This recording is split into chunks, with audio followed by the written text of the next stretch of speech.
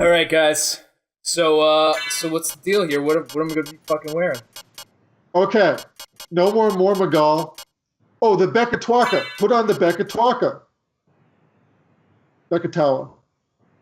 Well, it changes my attack stat. It literally changes nothing, so that's fine. Offhand,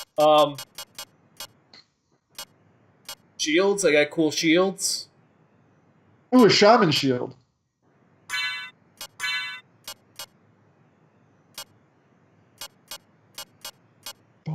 Goggles. Definitely goggles.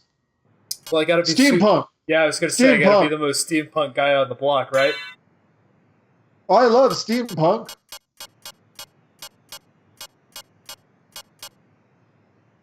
Victorian England is so interesting.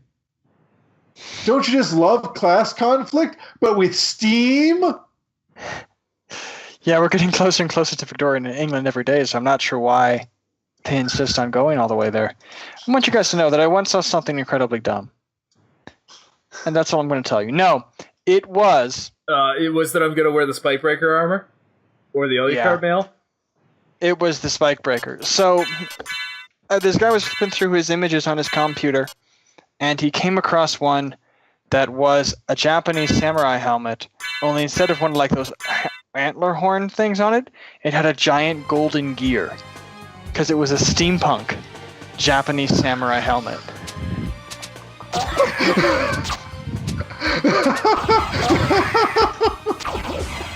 So, you know, it's pretty cool. Alright, there's what we need to talk about. What the hell is up with the steampunk? Why do people love it so much? The real question is, why do all these, like, weird things that should just be, like... Why do all of these bizarre hobbies attract the strangest people and all the same people? For example, why are all these old men really into playing with small toys that look like Napoleon's fucking infantry or whatever the fuck, right? Oh, why do they love all these models? Why do all the most dramatic people in the world become furries? Why fucked up people like My Little Pony? And why are like people who would be snobs if they had any style at all really interested in steampunk? I don't really get any of this. This is an interesting question. I feel like I think with the little toy soul, it's supposed to be about fantasy, right? Right? It's about like pretending you are something that you're not. Like I feel like like as a kid, right? I remember I went with my mom to like Valley Forge or something out in Philadelphia, and I bought a bunch of little tin soldiers that they were selling in the gift shop. And like I would sit at my grandmother's house and just like march around my 12 tin soldiers and to pretend to refight the Revolutionary War or whatever. And like it allows you, I guess, fantasy to be what it is you cannot possibly be, George Washington or a general or someone of consequence, right? Of consequence in the way that you want to be of consequence. It's a way for grown men to play pretend without having to admit that they're playing pretend, which is for children. Oh, so it's kind of like Willard then. Yes, like our dear autistic friend Willard, who believed that he was the reincarnation of Hadrian the Great, Socrates, Alexander the Great, and a whole bevy of other historical figures. And so I imagine, I feel like that's what you did if you were like a nerd before there were nerds, right? Is you'd play with little tin soldiers. I suppose then. The thing about the modern, you don't have like in the with our generation, right? There's not the same condemnation that you can't play pretend as an adult, right? Or like as a teenager, or like there's not that limit, right? You're allowed to still play pretend, but you're only allowed to play pretend through these like prescribed. It's like really weird if you're like pretending to be a thing original to yourself, but you can play fantasy and pretend and I'm like a cool like inventor in a steampunk world as a way to be like a person who's of interest and consequence when you're actually a person of insignificance who's boring. But it allows you to do it in a way that's socially acceptable. It gives you that license to be like a little creative, but not so creative that you're totally off-putting to everyone. it's. I mean, the other, I think, dimension that you're underselling there is probably the community dimension. Having a group of people who all want to sit around and play pretend with you, LARP, and will or validate. Be a furry, or do steampunk or whatever. That's something that you can bond with other human beings over, and I think that's something very important, and a very important dimension of a lot of these subcultures developed through the internet. Steam furries. Yeah, that's really true, right? Because it's not like people back in the good old days were less screwed up in their heads. No, they're probably even maybe more screwed up. But they didn't have any outlet for it. So they just drank themselves to death, punched their wives, and went slowly insane. But now you get to go on the internet and meet up with a bunch of people who are messed up or weird or, outlandish in the similar ways that you are, and create a culture together. So it's true. And I wonder about that. I find a lot of that stuff to be really bizarre and weird and off-putting. I think steampunk is dumb as rocks. But is it a more healthy society where people can exercise that impulse than a society where that impulse is suppressed and they're forced to internalize it and it manifests itself in either them being miserable and unhappy their entire lives or them doing some sort of really much stranger way to manifest it, or perhaps socially corrosive way. It's definitely better than people can just be the weird they are. Yeah, I agree with you. I begrudgingly acknowledge that it's better those people are free to live their lives. Yeah. One thing we did manage to gloss over during that entire conversation, and Bryant only mentioned in passing, was our golden dragon friend, Willard, who we went to college with. And who we miss dearly. God rest his soul. God rest our... don't even ask if he's dead. Let's just assume that he's dead. Probably. Wherever he may roam. I mean, I saw a picture of him that came out, I don't know how long ago it was. But he's alive. He's alive. His heart is beating. Anyway, the point is, our friend Willard was a guy who hung out with us a lot for some reason in college. But he also thought he was the reincarnation of many, many famous historical figures, including Jesus Christ, Jeremy Bentham, Socrates. Turn of the century Irish nationalist Roger David Casement. That's right, Roger David. Inventor of the Japanese tea ceremony EQ. I remember the more obscure ones. There was just some bizarre shit. He was that guy, such and such Strongbow, who was that French nobleman who invaded Ireland at some point. King Leonidas. Did I mention Leonidas? I don't remember. He was just if there's a famous guy in classic history, he was him. I think he also thought he was Achilles. He told us that he would realize that he used to beat these people in a past life by reading their Wikipedia entries, so if you have a Wikipedia entry, you're fair game. Coincidentally, that's always also how he figured out how to write many of his papers, apparently. Listen, just because he plagiarized one paper about James Joyce from a Wikipedia article doesn't mean... His senior thesis, without which he could not graduate. Right, I hope you hold on to that document so that when he sues us for libel... That's true, because the president's going to open up them libel laws. Don't worry, by the time that Willard ever discovers these videos, I'll be a full-fledged lawyer and I'll defend us in court. Our defense will be, come on, he's just such a doofus. No one will convict us.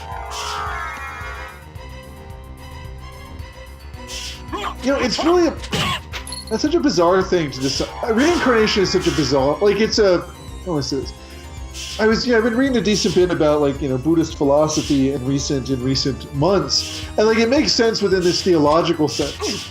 But the idea that people have some sense of who they were in some past life, and how it's always somebody who's famous. Right? No one ever remembers their past life where they were a dirt farming peasant who died of diphtheria at 23. Hey, Brian, I think you are forgetting one of Willard's most important lives. That random Cathar who was burned at the stake by Pope Innocent II. That's true. I did forget his Cathar girl phase. But that's one out of 40 of his lives. and that's not that's the exception that proves the rule. Because theoretically, you'd think there should be like, and even if like Willard is this great guy who's always super smart and does cool stuff, like you'd figure like he'd be things that are like, well, you know, I was a pretty successful businessman, or like I was like a medium-ranking noble, or I was like a guy who went from the peasantry and fought in some cool wars and moved up in society. No, it's always I was the greatest guy ever. I've been waiting for you. Answer me. Why is a Belmont planning the resurrection of Count Dracula? Count Dracula rises but once every century, and my role is over. If I can resurrect him, then the battle will last for eternity. If those are your true feelings, then so be it. I love battle. Let's have an eternal battle. I didn't understand anything Richter just said. Other like, why is resurrecting? All right, kill Richter. Kill Richter. Kill him. He's kicking my ass. Jesus Christ. It's a hard ass, dude. Well, he loves Don't you battles. know, Brian, that there was this one point in Red Dwarf, this British comedy, where this guy said, you know, I went to Medium and I found out that in my past life I was Alexander the Great's chief eunuch. Pretty good one. Oh, here's Shaft. I wonder if he was Alexander the Great's chief eunuch. That's great. I remember It's a that hard joke. ass. That's like one of the few really funny jokes in that show. Was that like the first season? Because that was the only part. Hey, Brian, I hope you're excited for the Oh my Inverse goodness. Castle. Oh my god, it's a castle in the sky. Oh my god, there's a thing in the sky. It's a circly sort of hurricane. What's gonna happen in the hurricane? Oh my god, it's another castle. Exactly like the first castle, but upside down. Hey, there are other differences, okay? No, bro. The enemies are harder, and the names of the areas are different. At some point, you fight Frankenstein. That's all I remember. No.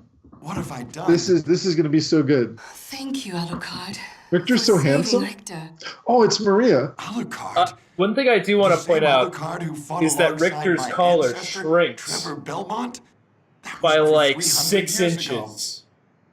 No He time for unpops his small talk. collar Is the person who between controlled you being in that evil castle and over being there. good. Yes. No time for I think small so. talk. Maria. Oh, that is castle Richter over there, moving? yes. I'll finish this. All right. Good luck. I'll finish this. All right, good luck. See you at home. Don't forget to pick up some milk on the way. Here's an even more important question than the earlier steampunk question. Why do people pop their collars? Why was that a social phenomenon when we were like 1920? Brian, Well, when you don't pop your collar, you're being taken over by an evil, ghost of the Dark Priest Shaft. So I No. think that's really the... well, when you do pop your collar, you are taken over by the Dark Priest Shaft. Oh, is it the opposite? Yeah, his collar is popped and is like 6 inches longer when he is evil versus when he is good. When I was a child, I was also taken over by the Dark Shaman Shaft. And, mostly he just made me do the dishes a lot. Really like to do the dishes.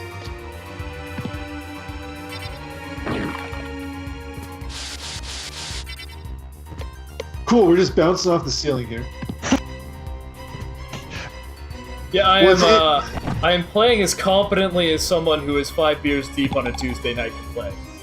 This is, actually almost kind of a mindfuck. Oh, here's this guy just... Oh, here's Skull. One of the most terrifying enemies in the game. Skull. Yeah, come on, get that high potion. Resist the ice. Well, I mean, there's a actually, if you look at the skeleton's name, it's Yorick. spell. Who? Yorick. Oh! He's chasing his own like skull around. Moliere. Did you say Apollinaire?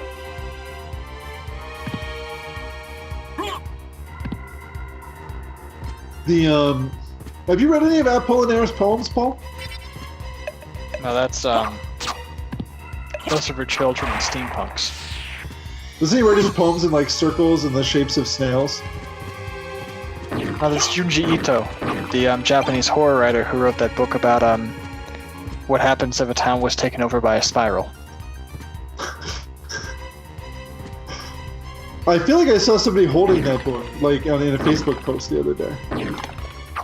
Oh, cool. He's really good. He works really freaky fucking shit. Terrifying. See the one that made that one manga of the guy who takes photos of people giving him blowjobs? Yeah, it eventually just... yes, that was him. Seriously? I thought I was just fucking around. No, that's the same guy, dude. That guy's awesome. He does a lot of really weird horror stuff.